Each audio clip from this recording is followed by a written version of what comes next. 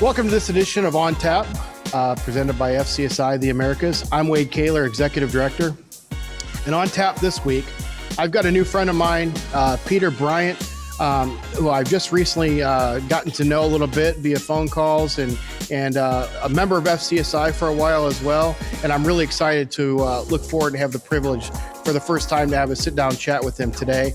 First off, Peter, before we get started, as a member of the Troon family of business, I have to ask, it's obviously Troon is deeply rooted in golf, from clubs to golf carts to course management to even caddy management. How good of a handicap do you have to have in golf in order to work there? I don't want to speak on that. So in other words, anybody can work there. Anybody can work there. I actually have not played at a course there. I don't know if they're going to let me on, but So not only do you have to not worry about your handicap, you do have to worry about whether they'll even let you play on their courses. I love it. That's family right there. Yeah, and as part of the company, we do see some kind of the benefits. I mean, there's Callaway discounts. There are specific course discounts and like kind of resort packages that we have that I have not taken advantage of yet. But maybe one day when this all clears up. There you go. Well, to get started, tell me a little bit about your background. Like, how did you get your start? What kind of projects do you normally work on? What type of segments of the industry? Yeah, so I work for RealFood Hospitality Strategy Design. We're a full-service hospitality consulting firm. We do anything from all the way from concept, financial management, concept development, all the way through to your menu, to your design, to putting that kitchen in and having it fully in place, and you're set up, ready to go. I started as a student at Wentworth Institute of Technology in Boston. I went to school I got my Bachelor's of Science in Architecture. Okay. I wanted to go into some type of design and kind of saw myself working for a firm or maybe getting into construction. And then RealFood popped up, and I was always food driven and knew that was something that I really wanted to get into. And I came in as our first designer and really got our design department going. Very cool. Yeah, I've been with the company 4 years now, and I've grown the department by 4, which is awesome to say. That's impressive. Yep. And I mean, we do any kind of project. I mean, we really started with the mom and pop kind of restaurants and whatnot in Boston. I mean, our president of our company, Ed Doyle, has reigns in the city for a long time and working his way up from a dishwasher all the way to the executive chef at the Seaport Hotel in Boston, to then really wanting to start his own thing and becoming a consultant. That's been over the last 20 years. Wow. So, I was lucky enough to come in under him and to learn all of the great knowledge that he had in the industry, which was great for me to really kick off and to start designing kitchens. Nice. So, as you mentioned, RealFood, it's just a division of the Troon family, obviously. Obviously, you've got a lot of brands there, but how much work, so people get to full understanding, obviously you don't work just with the Troon family of businesses. So how much of your work is done within the portfolio of Troon versus outside of Troon? Yeah. I mean, so as a company, I mean, we're 50% operations, 50% design. Okay. When Troon kind of came into the fold, we kind of, a lot of our project managers and whatnot, they became really direct contacts for a lot of, for the Troon F&B clubs. I mean, there's lots of different ways Troon can enter clubs. I mean, they're all different levels, from agronomy to F&B to everything. So, I mean, we see ourselves really getting involved on any F&B project, whether it be reviewing a P&L or trying to find out where they can cut costs, all the way to, hey, we haven't renovated in 10 years. We need you guys to get your eyes on this. What can we do better? Yeah.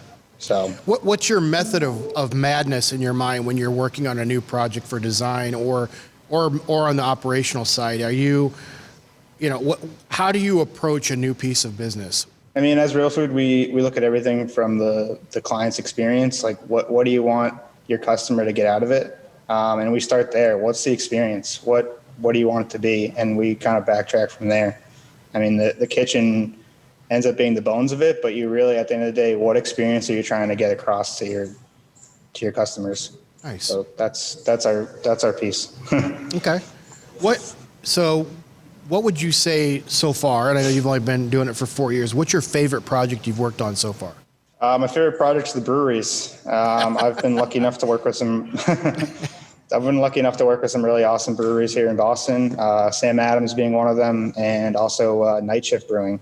Nice. Aeronaut. I mean, there's a handful of really good craft breweries in Boston that I've been able to work with. Got to know the owners really well, and then at the end of the day, to take my friends there and have a beer, it's just the best feeling. So a great source of pride, isn't it? When you've done something, you get to take your buddies there and you get to kind of show it off. Like, yeah, I had something to do with this. Yeah, I mean, I think that's the best part about restaurant design. I mean, at the end of the day, it's a space that you create this experience for other people, but also yourself in a way, that you're able to go in there and to experience it, to get food from there, be like, I know what piece of equipment this came off of, and like stuff like that. I mean, just like silly stuff. And I mean, I'm always going to any bar and I'm looking over, I'm like, what do they got going on back there? You know, it's like, is it as efficient as it could be, you know? There's a joke as an event planner. I've been doing it for a number of years now, and with working with FCSI for the last 10 years, anytime I take a group of consultants out for dinner, at whether it's a board meeting or committee meeting or something of that nature, I go in and I warn the restaurant in advance that we're coming, because it's inevitable that somebody will walk in their kitchen to look around, poke their head in or whatever. You guys are all notoriously curious about that, and it never fails that somebody will walk in the kitchen and take a look around. So I always have to warn the general manager or the hostess or whoever I run into when I walk in, like, look, it's going to happen. I'm not going to be able to stop it. I won't even know when it's going to happen, but it will. And they always laugh because it does eventually happen. And it's always a great source of fun for me when the person I've talked to comes by the table and goes, yeah, they just went inside the kitchen. So it's funny how you mentioned that today as well. So what is something about you that no one would ever guess? Like what is something very unique that maybe your coworkers may not even guess about you? I mean, I come from a huge family. Okay. I mean, my dad's one of 9. Wow. They lived in a 2-bedroom house in Stoneham, Mass. Wow. My sister continued the tradition by having 6 kids. Wow.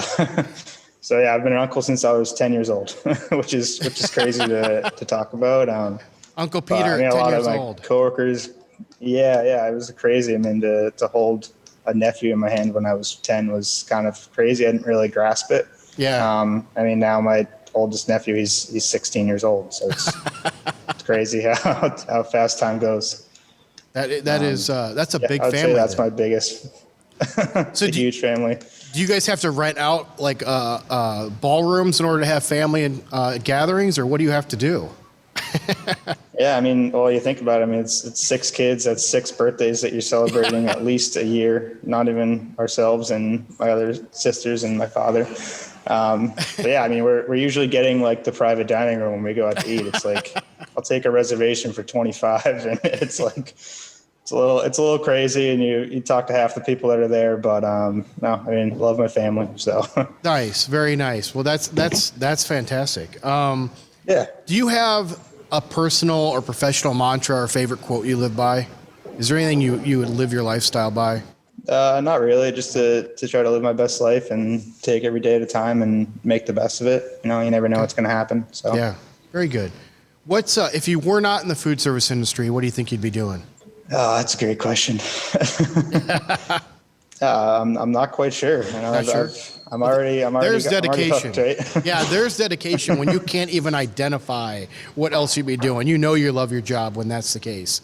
And that's, yeah, I mean, that's I guess great. I mean, it would be some other type of design. I mean, I did see myself going to work for a construction firm at some point, or working at an architecture firm, but I think I got the best of both worlds at RealFood. So Very cool. Well, that's about all the questions I got for today. So before I let you go, though, I like to go through some kind of fun little quiz. So I've got a set of questions based on the Would You Rather series. And so I'll go through these and just answer of which of these 2 things that I give you would like to do. So are you ready for those? yep, All right. Would you rather be covered in snakes or bees? snakes. Be able to sing or be able to dance? Dance. Would you rather own a restaurant or own a dollar store? Dollar store. Nice. Would you rather give up TV for a year or give up internet for a year? Internet. Be able to teleport anywhere or be able to read minds? Teleport. I agree. Go anywhere, anytime you want. Would you rather have all the traffic lights you approach turn green or never have to stand in line again? Never have to stand in line. Would you rather see your future or fix your past? Fix my past. Would you rather have unlimited first-class plane tickets or never have to pay for food in restaurants again?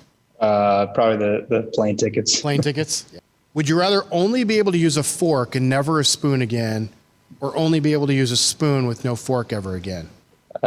Spoon. Spoon. And are you an ask for permission or beg for forgiveness type of guy? Beg for forgiveness. Beg for forgiveness. That's what I like to hear. That's about it for me, Peter. Is there anything you want to promote or talk about? Any last words you've got for us? Not really. I mean, just consider RealFood on your next project, and we'd love to work on anything with anyone and any scale of project. And just thank you for this opportunity. I mean, it was great to talk to you, Wade. Absolutely. Thank you for joining us. I really appreciate getting to know you. And like I said, I hope to get to see you soon at one of our events. Yeah, that'd be great. Well, that wraps up this edition of FCSI's On Tap.